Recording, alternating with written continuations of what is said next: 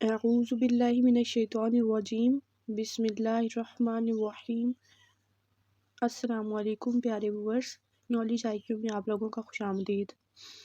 पिछले लेक्चर्स में हम पढ़ चुके हैं कि इकोलॉजी के वर्ड की मीनिंग के बारे में पढ़ा था हमने, और उसकी डेफिनेशन के बारे में पढ़ा था। फिर हमने पढ़ा था कि इकोलॉजी की कितनी टाइप्स हैं, उसकी टाइप्स के बारे में हमने पढ़ा था।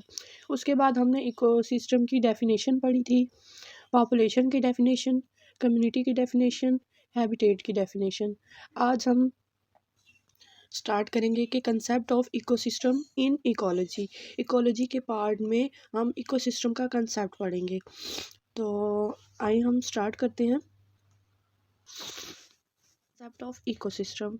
इकोलॉजी की तरह इकोसिस्टम में भी टू वर्ड्स हैं, एक है उसका इको और दूसरा क्या है, सिस्टम। इको का मीनिंग होगा इन्वायरमेंट, जबकि सिस्टम का मीनिंग होगा इंटरैक्टिंग एंड इंटरडिपेंडेंट कॉम्प्लेक्स। का मतलब ये है कि एक यूनिट है जिसमें बहुत सारे एम्प्लॉयज़ काम करते हैं या बहुत सारी चीज़ें काम करती हैं, और वो क्या है, एक दूसरे को इंटरेक्ट भी कर रही हैं और एक दूसरे के ऊपर डिपेंड भी हैं। ठीक है, तो आगे चलते हैं हम।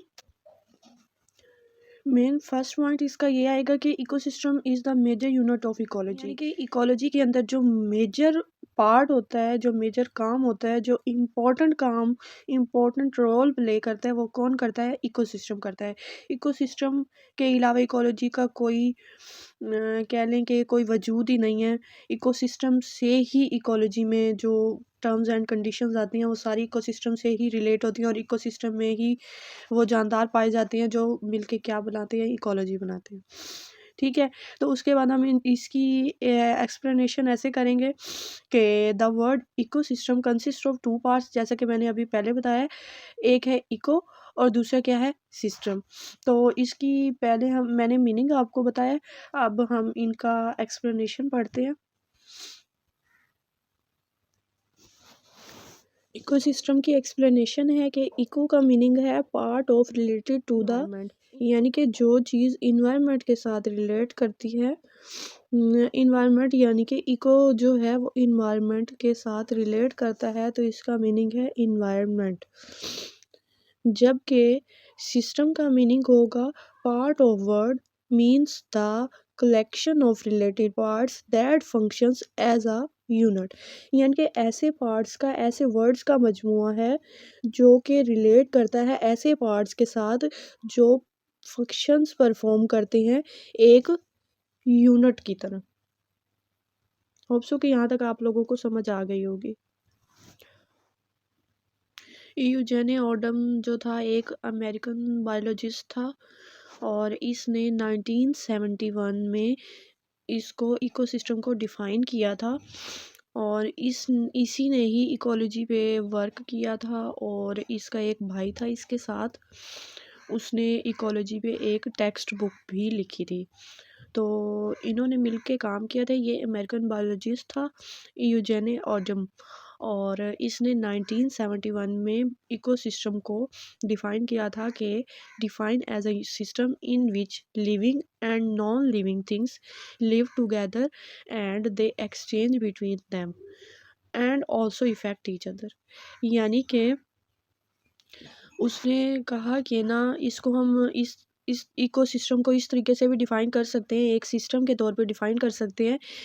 उस सिस्टम के अंदर जो है लिविंग और नॉन लिविंग थिंग्स जो हैं वो एक दूसरे के साथ रहती भी हैं, एक दूसरे के साथ एक्सचेंज भी करती हैं चीज़ों का, और जो है वो एक दूसरे को इफ़ेक्ट भी करती हैं।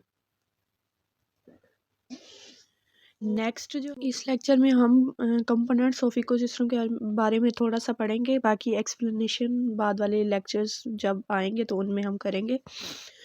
तो फर्स्ट जो है वो कंपोनेंट्स ऑफ इकोसिस्टम। इकोसिस्टम में जो है उसने दो कंपोनेंट्स बताए थे, जो मेजर दो कंपोनेंट्स हैं जिन पे पूरा इकोसिस्टम बेस्ड होता है। The ecosystem consist of two basic components. First है लिविंग और बायोटिक कंपोनेंट्स।